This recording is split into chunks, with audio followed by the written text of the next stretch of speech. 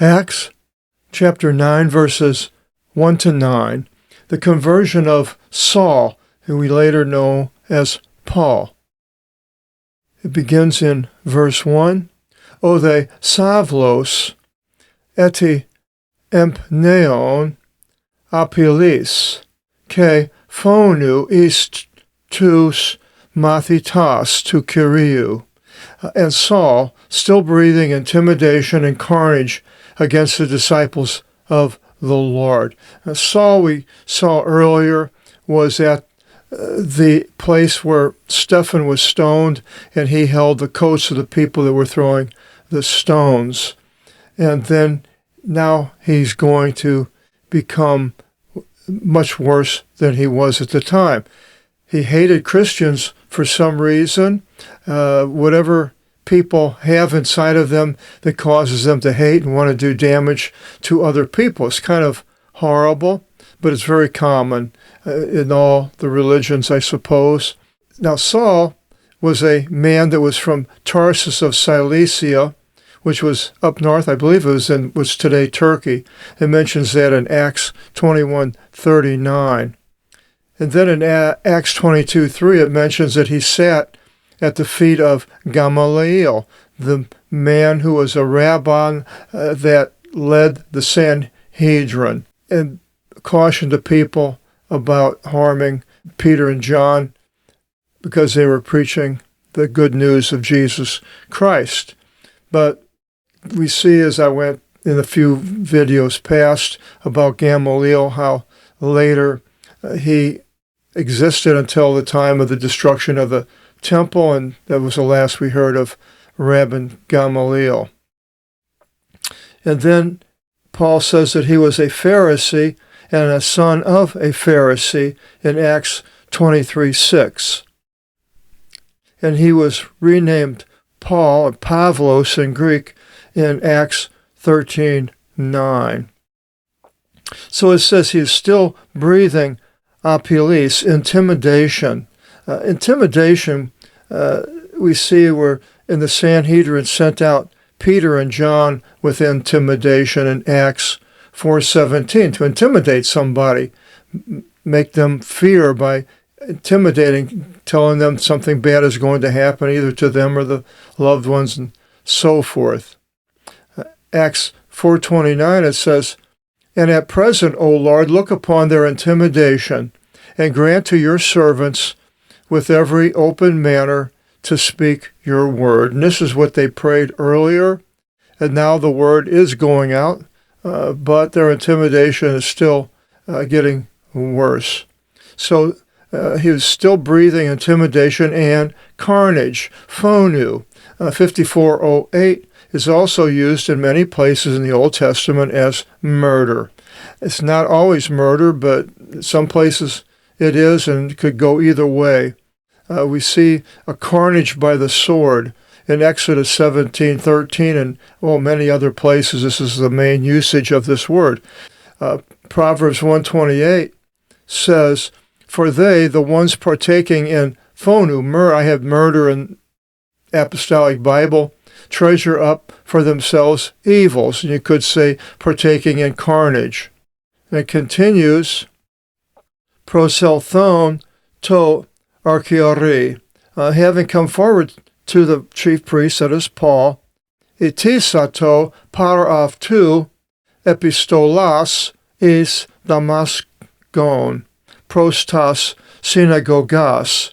He asked from him letters for Damascus. Now, the chief priest is probably still Annas, and one that was leading at the time of Christ's crucifixion. So he asked for epistolas. We have an epistle as a letter that can be read aloud for Damascus to the synagogues. So they all see this. Opos ean tinas every tis odhu ontas, so that if any should find one's being of the way is the first usage of Christians. They were called the way, and then also Christians. And andros te ke ginekas, both men and women. The Domenus agagi is Jerusalem, that having bound, he should lead them into Jerusalem. So that's now, this is coming against the early assembly to the people by Saul. And it's pretty terrible to have somebody that pretends to be doing the things of God. It says in John 16:2 by Jesus, "And comes an hour that all killing you should think he offers service to God." Now, I would think that that's probably still the same today in some places, especially with people of other religions and Christianity against Christians, because we see many Christians today being persecuted and killed. In Nigeria just recently, many were. In verse 3, "And they to proeveste ageneto avton egizin ti Damasco," and in the going, it happened as he approached to Damascus. And we have a map, and Damascus is right here. Down here is Jerusalem. It doesn't have Jerusalem on here, does it? It's interesting. But Jerusalem is right down in this area here. And Damascus is not too far. The Golan Heights is right about in this area, northern Israel. So it's very close to Damascus. And in verse 3, it says, "And they to poreveste," and in the going, ageneto avton egizin ti Damasco, it happened as he approached to Damascus, ke exerphnis peristrepsen avton phos apo tu oranu, and suddenly flashed about him light from the heaven. So this must have been a very bright light, because basically the light during the daytime is bright enough, especially in the Middle East, where it's a drier climate and generally not overcast. So this flashed about him, around him, or someplace.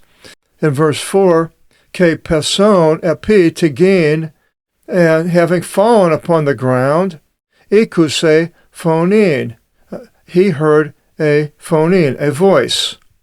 Legusan avto, saying to him, "Savlo, Savul, Savul, ti me diokis, why do you persecute me, Saul, Saul? Ipe they, tis Kyrie," and he said, "Oh, who are you, O Lord?"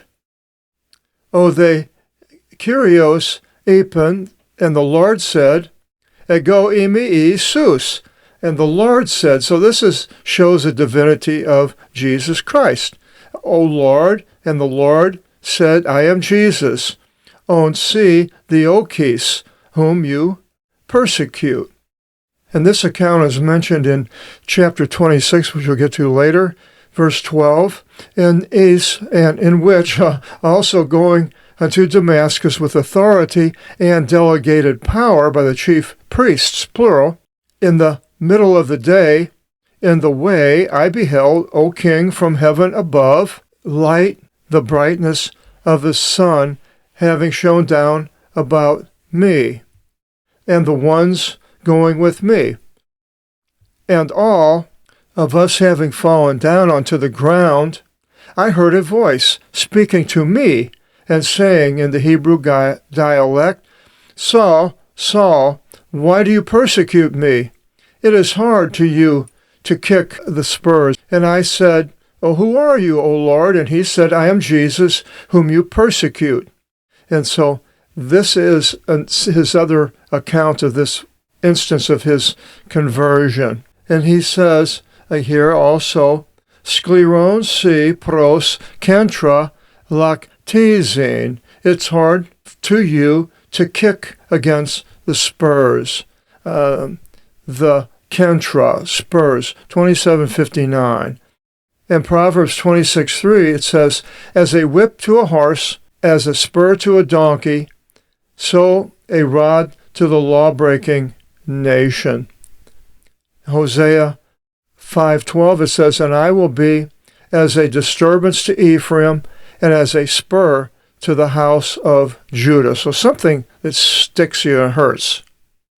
In verse 6, tremonte ke thamvon, and trembling and distraught.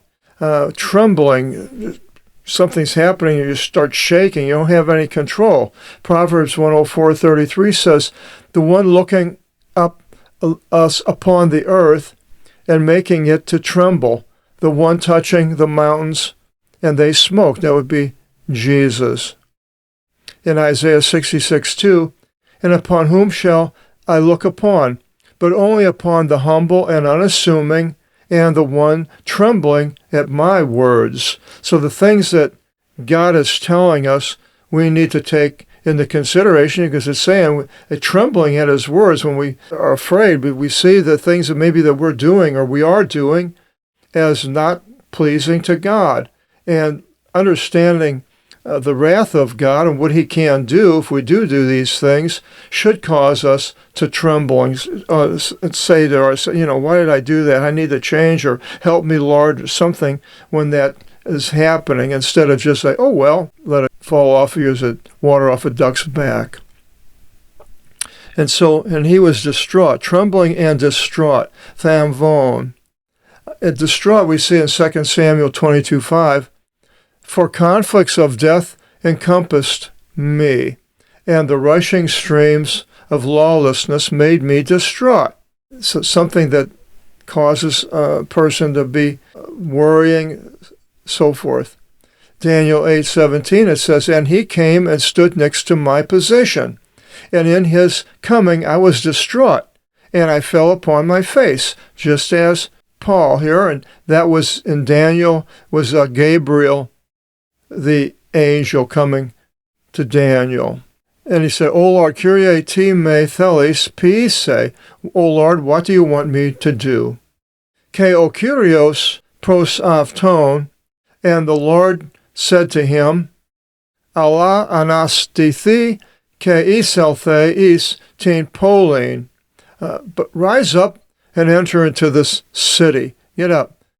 Ke lalithisate si, ti se the poin, and it will be told to you what you must do. Ide andros e synodevontes avto isti kisan enei. But the men journeying with him stood dumb.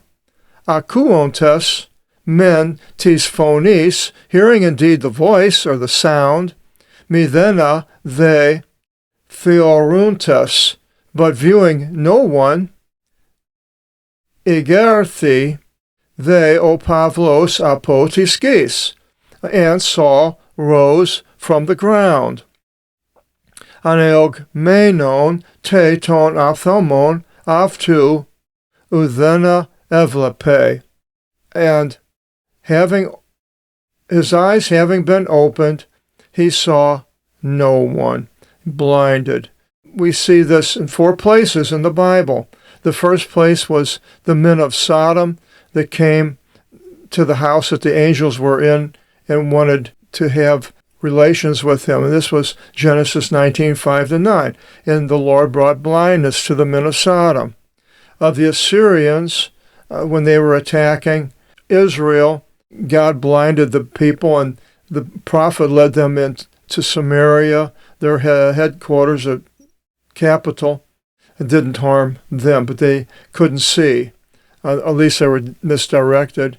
And then later in Acts 13:6-12, Elymas the Magus, which we mentioned a little bit earlier. And then it continues, Hirag Goguntes, they avton, and leading him by the hand, Isigagon is Damascon, they brought him into Damascus.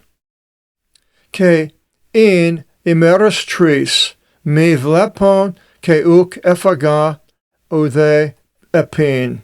And he was 3 days not seeing, and he ate not nor drank. Now wherever he went, he was blinded, he couldn't see, and he didn't drink for 3 days. Not drinking for 3 days, typically a person could die. from dehydration as it would set in. Moses, though, when he went up the Mount Sinai, he didn't eat nor drink for 40 days and 40 nights. That's Exodus 34:28. The same with Jesus. When he was tempted by the devil, he hadn't eaten or drank in 40 days and 40 nights. This is God's supplying the needs for the human body to sustain health.